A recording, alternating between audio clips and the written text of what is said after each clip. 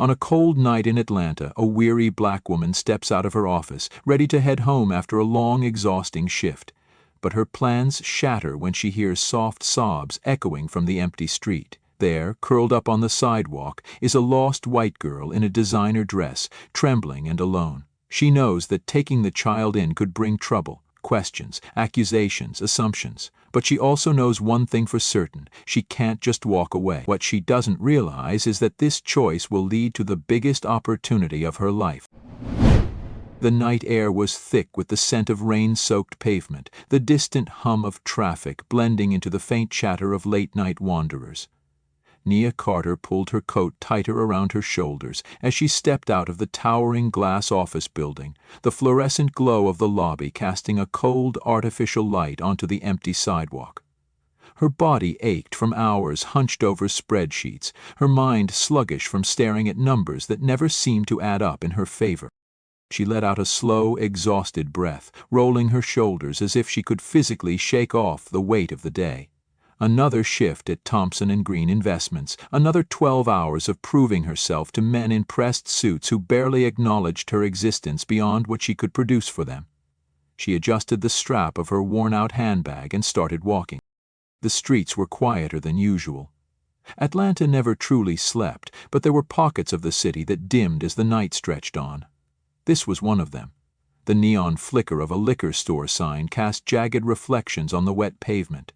A lone street lamp buzzed overhead, its light weak and struggling against the darkness. Storefronts were shuttered, windows dark. The occasional car sped past, its headlights slicing through the quiet. Nia's stomach clenched with hunger, a dull reminder that she still needed to stop by the corner store before heading home. She mentally listed the essentials, maybe some rice, a can of beans if the produce wasn't overpriced, a few tomatoes. Her wallet was already stretched thin, but she was used to making do. Then she heard it. A soft, uneven sob. She froze mid-step, her pulse kicking up as she scanned the sidewalk. The sound was small, fragile, almost swallowed by the vastness of the empty street. But it was there. Nia turned her head, eyes narrowing as she searched the shadows. At first she saw nothing but the usual, a row of trash bins pushed against a brick alleyway, the dull glow of an open 24 hours sign further down the block. Then, just beyond the glow of the street lamp, nestled near the curb, she saw a small shape. A child. Nia's stomach dropped. The girl was curled up on the edge of the sidewalk, her knees drawn to her chest, delicate fingers gripping at the fabric of her dress. Even from a few feet away, Nia could tell the dress was expensive. Soft pink satin, embroidered with tiny white flowers, but now it was stained with dirt, the hem dragging on the grimy pavement. Golden curls cascaded over her tiny shoulders, a stark contrast against the dark concrete. Nia hesitated. This wasn't just a lost child. This was a white lost child. Her pulse quickened as her mind immediately jumped to the worst-case scenarios. If she approached her, if someone saw, if the wrong person assumed the wrong thing, a black woman standing over a crying white girl in the middle of the night, she knew how that story would end. But then the girl let out another tiny, hiccuped sob and the hesitation vanished. Nia took a slow step forward, keeping her voice soft. "Hey, sweetheart. Are you okay?" The girl flinched slightly, as if she hadn't noticed Nia until that moment. Her blue eyes, wide and glassy with tears, darted up to meet hers. I want my daddy," she whispered, her voice shaking. Nia felt something tighten in her chest. She crouched down, careful to keep her movements gentle. "Where's your daddy, baby?" The girl sniffled, rubbing her tiny fists against her flushed cheeks. He was supposed to pick me up, but he didn't come. I waited and waited, but he never came."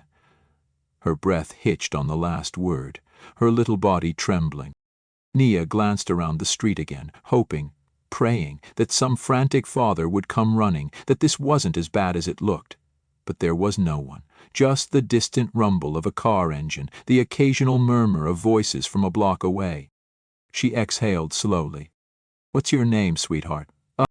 The girl hesitated, as if considering whether to answer, before whispering, "Lily." Nia nodded, offering a reassuring smile. "Okay, Lily, it's really late, and I don't think it's safe for you to stay out here alone. How about you come with me for the night, just until we can find your daddy in the morning?" Lily's tiny brows furrowed, uncertainty flickering in her teary gaze. "But what if he comes looking for me?" Nia sighed, rubbing a hand over her forehead. "If he does, sweetheart, he won't find you sitting alone in the cold. It's not safe." Lily hesitated for another moment before slowly nodding. She reached out, slipping her small, delicate fingers into Nia's hand. The warmth of her tiny grip sent a strange, protective ache through Nia's chest. "Come on, baby," she murmured, squeezing Lily's hand gently. "Let's get you somewhere warm." The walk back to her apartment was silent. Lily clung to Nia's side, her small legs working to keep up, her breath still uneven from crying. Every now and then she sniffled, and Nia would glance down, offering a reassuring squeeze of her hand. She was still trying to push away the thoughts clawing at the back of her mind. What if this child's father was looking for her right now? What if someone saw them together and made assumptions? What if— No, one step at a time, get the kids somewhere safe, figure out the rest later. When they finally reached her apartment building, a modest aging complex tucked between a laundromat and a barber's shop, Nia unlocked the door and flipped on the overhead light. The space was small but clean. A single bed pushed against the far wall, a wooden chair near the window, a tiny stove in the corner. It wasn't much, but it was hers. "This is my home," Nia said softly, leading Lily inside. "It's not big, but you'll be safe here." Lily stepped in hesitantly, her blue eyes scanning the room before she swayed slightly on her feet. That's when Nia noticed the flush creeping up the girl's neck, the way her little body trembled more than before. A flicker of concern shot through her. "Sweetheart, are you feeling okay?" Lily wobbled slightly before whispering, "I feel hot." Nia didn't hesitate. She crouched down, pressing the back of her hand to Lily's forehead. The moment her skin met the girl's, her stomach dropped. She was burning up. "Damn it," Nia muttered under her breath. Lily let out a small whimper, her tiny body swaying. Without thinking, Nia scooped her up, carrying her over to the bed. "Shh, it's okay, baby, I got you." She grabbed a washcloth, soaking it in cold water before pressing it gently against Lily's forehead. The girl whimpered, but didn't pull away. Nia sat beside her, changing the cloth, checking her temperature, whispering soft reassurances whenever she stirred. She stayed awake, watching over her, exhaustion gnawing at her own body, but refusing to let herself sleep. Outside, the city moved on, but in this tiny room it was just the two of them. And Nia knew with a deep, undeniable certainty, whatever happened next, she would not let this child be alone. The dim glow of the overhead light cast a dull warmth over the small apartment, flickering slightly as Neil settled on the edge of the bed. Lily stirred, her tiny body curled into itself, soft whimpers escaping her lips. Her fever hadn't broken. If anything, it had worsened.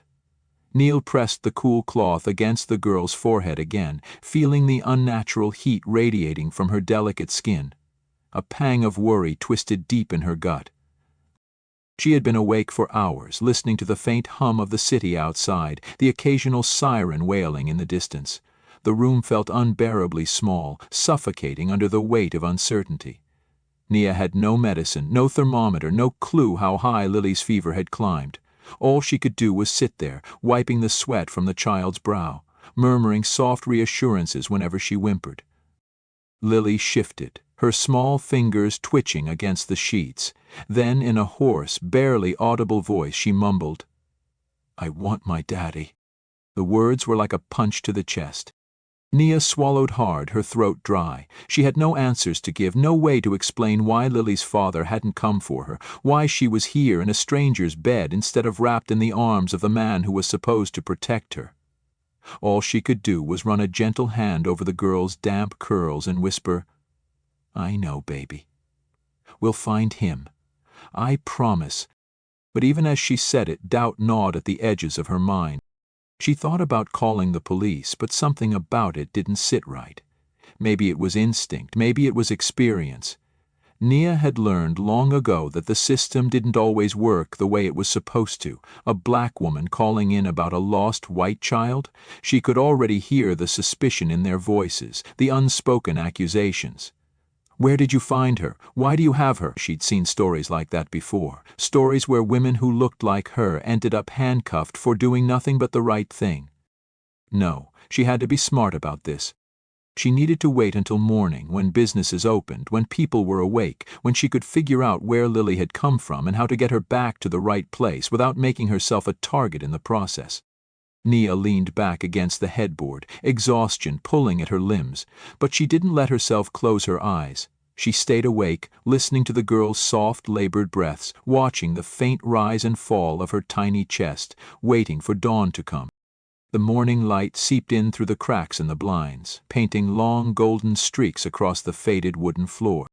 Nia's body ached, her head throbbed from lack of sleep, her muscles stiff from sitting in the same position all night. She rubbed at her eyes, blinking against the brightness of the morning, and turned toward Lily. The fever had broken. The little girl was still pale, her cheeks flushed pink, but her breathing was steadier now, her small body no longer trembling beneath the covers.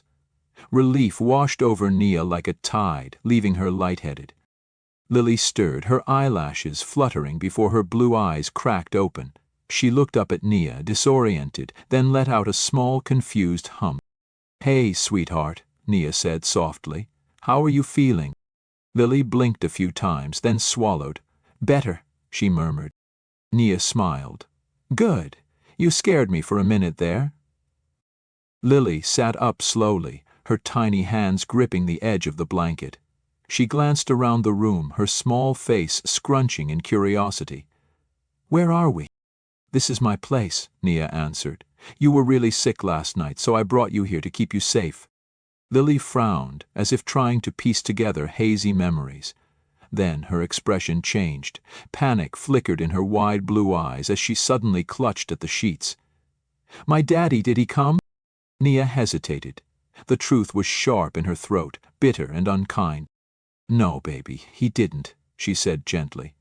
"But we're going to find him, okay? We'll figure this out." Lily's lower lip wobbled. She didn't cry, but the weight of disappointment settled heavy in her small frame.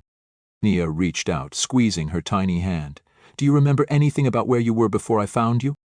Lily sniffled, thinking hard. "I was waiting," she whispered. "By the big store. Daddy said he'd come, but he never did." The big store. That wasn't much to go on, but it was a start. Nia exhaled, running a hand through her curls. She needed a plan. Before she could say anything else, her phone buzzed on the nightstand. The sharp vibration made her stomach clench. She reached for it, dread curling in her gut when she saw the name flashing on the screen. Marcus Thompson, her boss. The CEO of Thompson and Green Investments, the man who barely spared her a glance unless he needed something. Her fingers trembled slightly as she answered. "Good morning, sir," she said, forcing her voice to stay level. Marcus's voice came through, clipped and impatient. "Morning, Carter. I need you in the office immediately. We have a situation." Nia's heart sank. She wasn't scheduled to work today. If he was calling her in, it meant something big. "Sir, No excuses, Carter," he snapped. "I need you here, now." The line went dead. Nia sat frozen, gripping the phone so tightly her knuckles turned white. What now? She couldn't leave Lily alone. She couldn't take her to the police, not yet, and she sure as hell couldn't call in and say, "Sorry, sir, I can't come in because I have a lost white child in my apartment." She turned to Lily, whose small hands were still tangled in the blanket. The little girl looked at her with quiet curiosity, as if sensing the shift in Nia's energy. Nia's pulse pounded against her temples. She had no choice. She had to take Lily with her. Nia's grip tightened around Lily's small hand as they stepped into the towering glass doors of Thompson and Green Investments. The air inside was crisp, laced with the scent of expensive cologne and freshly brewed coffee. The rhythmic tapping of keyboards, the hushed murmur of business conversations. It was the familiar hum of corporate life, but today it felt different. Today she had a child clinging to her side, a child who didn't belong in this world of deadlines and numbers. Her pulse pounded as she led Lily toward her cubicle, keeping her head down, praying no one would notice. If anyone asked, she'd say Lily was her niece. It was a flimsy excuse, but better than the truth. The truth was too complicated, too risky. She settled Lily into the small chair beside her desk, kneeling to meet the child's curious blue eyes. "Sweetheart, I need you to stay here, okay? Be really quiet. I'll be right next to you." Lily nodded, swinging her leg slightly. "Okay, Miss Nia." Nia hesitated, brushing a curl from the girl's forehead, still warm from last night's fever. She hated leaving her like this, but she had no choice. Straightening, she turned to her computer, forcing herself to focus. The numbers on the screen blurred as she typed. The weight of the morning pressed against her temples, exhaustion gnawing at her. Then a sudden commotion. A child's voice, clear and bright, rising above the quiet hum of the office. "Daddy." Nia's breath caught in her throat. The office fell into stunned silence. She turned sharply, her heart slamming against her ribs, just in time to see Lily standing in the hallway, her tiny finger pointing at the large framed portrait hanging on the wall. The portrait of Marcus Thompson. Gasps rippled through the office. Employees exchanged bewildered glances, whispers igniting like wildfire. Nia's blood ran cold. Lily turned to her, beaming. "Miss Nia, that's my daddy." Panic surged through Nia's veins. She scrambled to her feet, rushing toward the child, placing her hands gently on her shoulders. "Sweetheart, come here," she urged, her voice low, pleading. But it was too late. The damage was done. A middle-aged man with glasses, Henderson, one of the senior executives, adjusted his tie, narrowing his eyes at Nia. "Carter, is this true?" His tone dripped with suspicion. Before Nia could respond, her phone vibrated violently on her desk. She grabbed it, dread curling in her stomach the moment she saw the name flashing on the screen. Marcus Thompson. Her fingers trembled as she answered.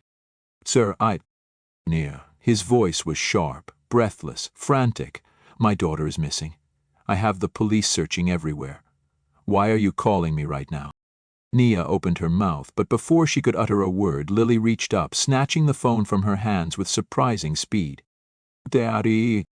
A stunned silence. Then, Marcus's voice, suddenly hoarse. "Lily?" Lily giggled, pressing the phone closer to her ear. "Daddy, I'm with Miss Nia. She found me." Another pause, a heavy, loaded pause. Then, Marcus's voice, barely above a whisper. "Where are you?" Nia swallowed hard, her throat dry. "We're at the office, sir." "I'm coming." The line went dead.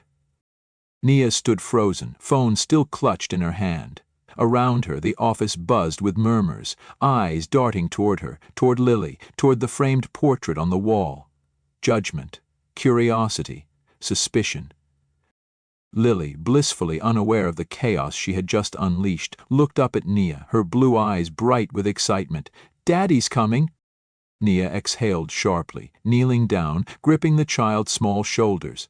"Lily, listen to me. When your daddy gets here, you tell him exactly what happened, okay? You tell him I found you alone and brought you somewhere safe." Lily tilted her head. "But that's what happened, Miss Nia." Nia forced a smile, though her stomach churned with unease. Good girl. Because deep down she knew this wasn't going to be that simple. Marcus Thompson stormed into the office 15 minutes later. He was a man who commanded attention, even in silence. Tall, broad-shouldered, his tailored navy suit impeccable despite the chaos undoubtedly raging inside him. His dark brown eyes, usually calculating, were wild with something raw and unguarded.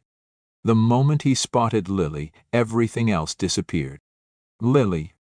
His voice broke on her name, and in an instant the powerful CEO wasn't there anymore, just a father, desperate and afraid.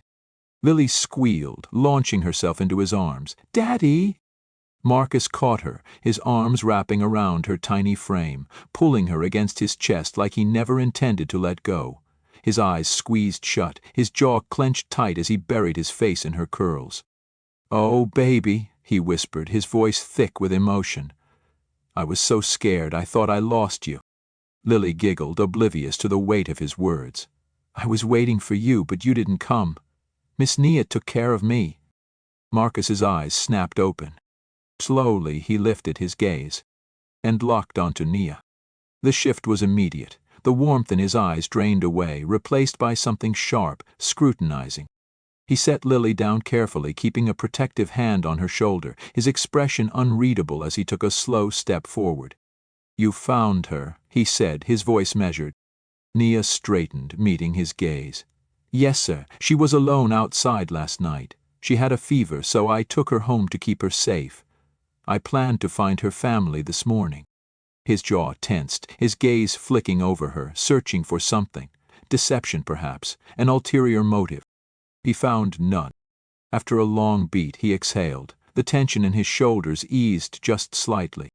"You stayed up with her all night?" Nia nodded. "She was burning up. I didn't have medicine, but I did what I could." Marcus's eyes flickered with something unreadable. Gratitude. Guilt. Something deeper.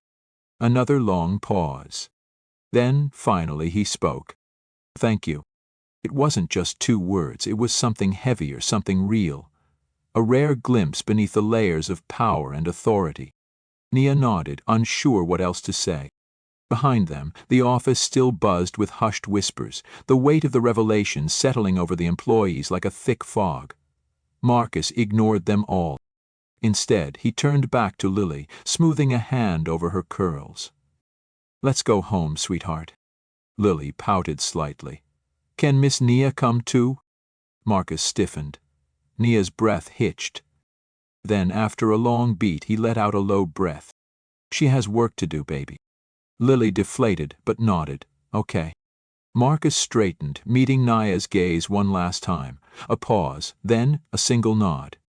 And just like that he turned, guiding Lily toward the exit, the little girl skipping beside him as if nothing had happened. Nia stood there long after they left, heart still pounding. She had done the right thing. But something told her this wasn't over. The office air felt heavier after they left, the murmurs still hanging in the background like an unspoken question. Nia stood at her desk, fingers tightening around the edge of her chair, her mind racing even as her body remained frozen. She had done the right thing, hadn't she? She had kept Lily safe, had given her warmth, had held her through the fever when no one else had been there. But it didn't change the fact that she had just spent the last 12 hours caring for the daughter of Marcus Thompson, the man who barely acknowledged her existence until today. And now he was gone. She exhaled slowly, forcing her fingers to unclench, forcing her breath to steady. She needed to move forward, needed to push past the stairs, needed to pretend like today was just another day. But it wasn't. She knew at the moment her phone buzzed again. The name flashed across the screen. Marcus Thompson. Her stomach tightened. She hesitated, pulse quickening, before she finally answered. "Sir, come to my office, now." Then the line went dead. The weight of every unspoken thought settled onto her shoulders, but she squared them and started toward the executive wing. The walk felt longer than usual, every pair of eyes in the office following her like a silent jury. By the time she reached the glass doors of Marcus's office, her nerves were coiled tight, but she refused to let it show. She stepped inside. Marcus stood near the window, hands in his pockets, staring out over the city. The skyline was painted in muted grays, the afternoon light filtering through thick clouds. He didn't turn when she entered. He didn't say anything for a long time. Finally, after what felt like an eternity, he spoke. "You didn't call the police?" It wasn't a question. Nia's jaw tensed. "No, sir." He exhaled sharply, finally turning to face her. His expression was unreadable, though something flickered behind his eyes. Something searching, something guarded. "Why?" She held his gaze, unwavering. "Because I didn't trust them to do right by her. A black woman finds a lost white child in the middle of the night? That's a headline waiting to happen, and not one that ends well for me." Something in his expression shifted. He studied her, as if seeing her for the first time, as if peeling back layers he hadn't bothered to look past before. "You stayed up all night with her," he said after a pause. "She was sick." "You didn't have to." "Yes, I did." Silence settled between them, heavy, charged. Marcus's fingers tapped once against the window pane before he finally pushed off the glass, moving toward his desk. He reached into a drawer, pulled out a checkbook, and clicked his pen. "How much?" Nia blinked. Excuse me? He didn't look up. For your trouble, name a price. The words hit her like a slap. A slow, burning anger coiled deep in her chest. She inhaled sharply through her nose, steadying herself, forcing her voice to remain calm, even as her... You think I did this for money? Marcus finally met her gaze, his brows slightly furrowed, as if her reaction confused him, as if this was how he fixed problems, how he fixed people. Nia took a slow step forward, her voice low, firm. I didn't pick up your daughter off the street because I wanted a payday. I didn't hold her through the night while she burned up with a fever because I was expecting a check. I did it because it was the right thing to do, because she needed someone, and because you weren't there. Marcus's jaw tightened, his grip on the pen stilled. For the first time he looked ashamed. The silence stretched long between them. Then he sighed, setting the pen down, running a hand over his jaw as if trying to wipe away the weight of the last 24 hours. You're right, he admitted, voice lower now, stripped of its usual sharp edge. I wasn't there. Nia didn't respond. There was nothing to say to that. Another pause, then he shifted, pulling something else from his desk, a business card. He slid it across the smooth wooden surface toward her. What is this? She asked, hesitating before reaching for it. An opportunity. His voice was steady again, but there was something new beneath it, something real. I looked through your employee records, Carter. You're overqualified for the work you're doing. You have the skills, the drive. What you don't have is the degree to move you forward. Nia's throat tightened. She glanced down at the card. It wasn't a check, it wasn't hush money. It was a fully funded scholarship program. Marcus leaned forward, elbows resting on his desk. You want to do more than push numbers around in a cubicle? Take this, go back to school. Finish what you started, and when you're done, come back. There'll be a place for you here, a real one. Nia stared at him, emotions swirling in a tangled mess inside her chest. She had spent years fighting to prove herself in a system designed to overlook her, years knowing she was just as capable, if not more, than the people promoted over her, and now here was a man who had barely seen her before today, offering her something she had never been given before. A real chance. She swallowed hard, her fingers tightening around the card. You don't owe me anything, she said quietly. No, Marcus agreed. I don't. But I do owe my daughter the knowledge that when someone does the right thing, they aren't left behind because of it. Nia exhaled slowly, letting the weight of his words settle. Then finally she nodded. Marcus leaned back in his chair, watching her for a moment before speaking again, softer this time. Thank you, Nia. She looked up at him, expression unreadable. You're welcome, sir. And with that she turned, slipping the business card into her pocket, stepping out of his office with her future finally, in her own hands. Join us to share meaningful stories by hitting the like and subscribe buttons. Don't forget to turn on the notification bell to start your day with profound lessons and heartfelt empathy.